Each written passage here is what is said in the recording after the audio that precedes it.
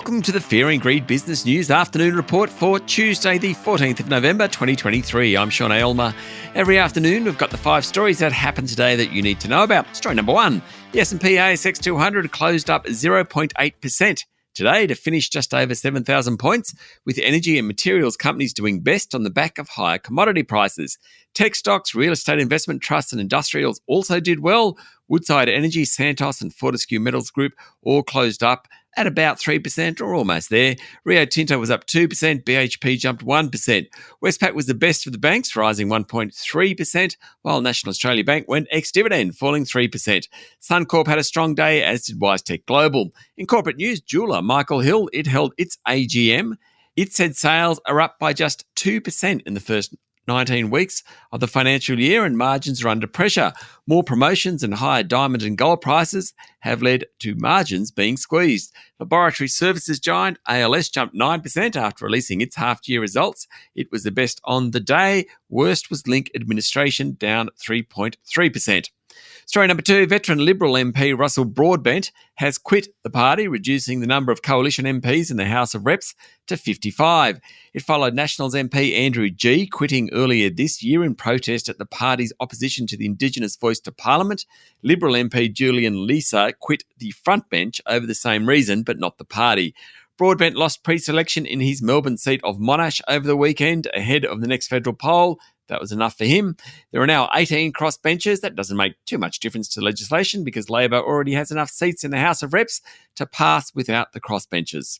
Story number 3, 6 weeks till Christmas. So what's that mean? Well, it's time we start talking about disruptions to air travel. The Transport Workers Union has increased pressure on Virgin Australia over pay agreements as the airline resumes plans to relist with another group of workers, raising the prospect of strikes before Christmas. Virgin cabin crew have applied to the Fair Work Commission for a protected action ballot after ground crew did the same 3 weeks ago as talks over a new enterprise agreement stalled, according to the Financial Review. The TWU said Virgin cancelled a meeting with cabin crew due late last week, labelling the airline's approach to bargaining frustrating. The latest breakdown in pay talks comes as Virgin looks to resume its initial public offering efforts, targeting a May listing.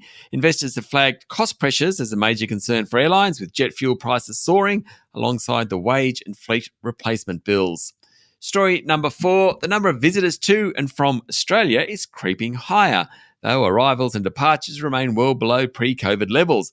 We're back to about where we were in 2014, 2015. There were 584,000 short-term arrivals in September, more than 50% higher than a year ago when things were just getting back to normal. Short-term resident returns, as opposed to visitors, that's people coming home to visit the family mostly, they're up about 50% also. Total arrivals were just over 1.6 million during the month of September, according to the Bureau of Statistics, while total departures was just under 1.6 million. New Zealand was the largest source country, accounting for 22% of all visitor arrivals. Next on the list were China and the USA. And story number 5, an interesting one. Google pays Apple 36% of the revenue it earns from search advertising made through the Safari browser. The number was disclosed during testimony in Google's defense at the Justice Department's antitrust trial in Washington. Now, neither Google nor Apple wanted to disclose details of their agreement. Google basically said it would undermine its competitive standing. The companies have had a partnership since 2002 that makes Google the default search engine in Apple Safari. That deal is the most important of Google's default deals since it sets the search engine for the iPhone, the most used smartphone in the US. The Justice Department is targeting that agreement as evidence Google is illegally maintaining its dominance over the search engine and search advertising markets. That's it for the afternoon report for Tuesday, the 14th of November, 2023. Michael Thompson and I will be back tomorrow morning with a Wednesday edition of Fear and Greed Business News. I'm Sean Aylmer. Enjoy your evening.